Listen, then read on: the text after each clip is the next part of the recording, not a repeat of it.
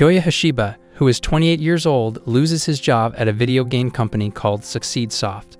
He goes back to his parents' home in Nara, feeling bad about the last 10 years of his life. He thinks about a famous group of people his age called the Platinum Generation and remembers a choice he made to go to a regular university instead of an art school.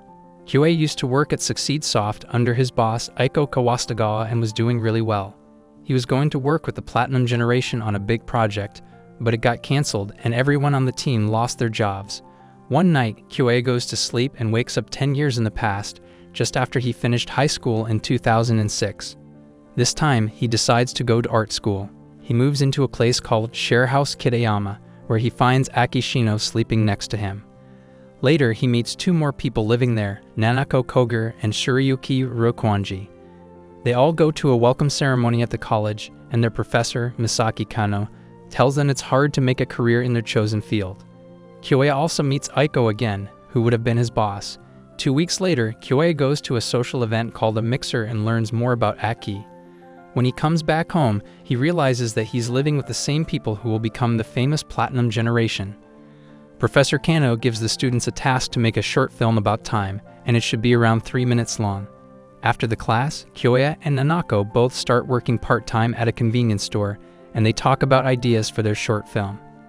Kyoya suggests filming at a train station, an idea Shirayuki also thought of but didn't share. Shirayuki asks Kyoya about it privately, but Kyoya thinks it's just a coincidence. As they work on their project, they realize their film is too long, so they need to cut some parts. Shirayuki reluctantly agrees. They get invited to join the Fine Arts Study Club, and even though Kyoya objects, Aki and Nanako decide to try it out. Kyoya talks to Professor Kano about their script, and she tells him to think about what the audience will like. He shares this advice with Shirayuki as they work on the script together. On the day of filming, Aki finds out that Shirayuki borrowed a regular camera instead of a video camera, and there's no time to get the right one. Kyoya comes up with an idea to solve the problem. Kyoya comes up with a clever solution for their camera problem. Instead of using a video camera, they take lots of pictures at the train station and then use Kyoya's editing skills to create a story from those pictures. When they show their short film, it gets third place in the competition, with Aiko's team winning first place. Later on, Aiko asks Professor Kano why Kitayama's film didn't win first place. It turns out that Professor Kano is a talented filmmaker, and Aiko is her younger sister. A bit later, Nanako takes Kyoya to a karaoke place, and Kyoya learns that Nanako has a musical background from her grandmother. She asks Kyoya to keep listening to her singing, and this gives Kyoya the idea to share her singing online. After their short film success, Team Kitayama has a party with the Fine Arts Club. After the party, as Kyoya and Aki walk home, Kyoya praises Aki's artwork and encourages her to do her best. Team Kitayama finishes their summer project by making a movie on the beach, and they get help from Aiko and the Fine Arts Club. While working at one of his part-time jobs with Aiko, Kyoya meets Kiko Tonioka, an alum who leads a popular group called Hallucigenia Soft. They show the films they made when the new semester starts. Even though the last film had great acting, Kitayama's film wins first place because it's really well made, as Professor Kano explains to Nanako. After the victory, they all go to a karaoke place to celebrate. When Nanako is asked to sing, Aiko questions whether she's serious about becoming a singer, which makes Nanako feel sad, and she leaves. The next day, Aiko apologizes to Kyoya for her behavior, driven by jealousy, and asks him to make things right with Nanako. In their club room, Kiko visits Kyoya and offers him a job, but he turns it down. That night at the share house, Kyoya plays a recording of Nanako singing and tells her that she struggles with hitting the right notes, but he encourages her to keep pursuing her singing dream. The university festival finally starts, and Kitayama and the Fine Arts Club run a maid cafe with help from Kiko. Kyoya and Aki work there for 2 days and then walk around the festival together. While at an art exhibit, Kyoya sees a painting by an artist named Kazuo Yamashina that he recognizes and faints. When he wakes up later, Aki is with him, and they're about to kiss when Kyoya gets a call from Shirayuki. The secret guest for the concert they planned had a scheduling problem, so Kyoya has to find a replacement singer. He asks Nanako to do it, but she's not confident in her singing and runs away. Kyoya talks to her and convinces her that this is a great opportunity. After the concert, Kyoya and Aki kiss, and they don't realize that Nanako is watching them. After the festival, Shirayuki starts missing classes and works a lot at his part-time jobs, which worries the people in the share house. He collapses and goes to a doctor's clinic to rest. Later, he tells Kyoya in private about his situation. Shirayuki comes from a family of doctors, but he wants to be a scriptwriter instead, so he left home, worked many jobs to pay for college, and kept it a secret. When Kyoya hears this, he decides to make and sell a doujin game through Kiko's circle to help Shirayuki pay for his college. Kyoya gets Kazu to help with the game's backgrounds, but this makes the share house residents work hard, and their school grades start to drop. Sometime later, Shirayuki's fiancé and childhood friend, Sayuri Jishoji, comes to visit him. Sayuri invites the people from the share house for a hot pot dinner because she wants to convince Shirayuki to go back home, become a doctor, and marry her. Meanwhile, they keep working on the doujin game, and it's tough because they have to meet a tight deadline even during the winter break from school. They work hard, but when they go back to school, Eiko warns Kyoya that he's being too demanding and bossy, which is making the team tired. The team has been working really long hours, so Kyoya decides they all need a break, even though it means the game will be delayed. Later on, Sayuri stops visiting the share house, and she talks to Kyoya privately about Shirayuki's career choice. Kyoya tells her to respect Shirayuki's decision, which he made for himself, and Sayuri goes back home. With just 1 month left before the game's release date, Kyoya makes some big changes to the game to finish it on time. This upsets Shirayuki because it affects the game's story and Eiki's artwork. On the deadline day, they discover that the game has lots of problems or bugs, and they have to spend the remaining time fixing them.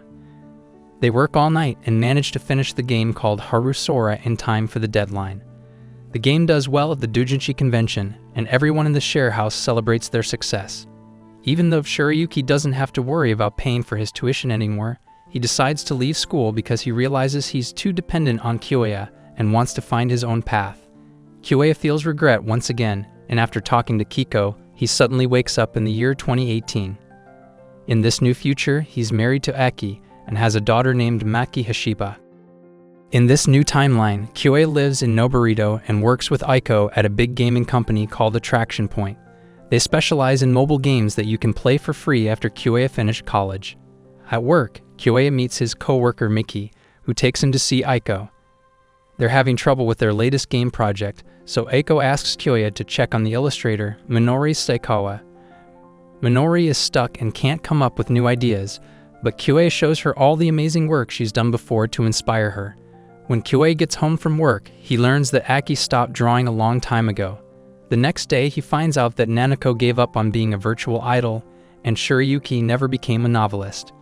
After a tough day at work, Kyoya feels really down.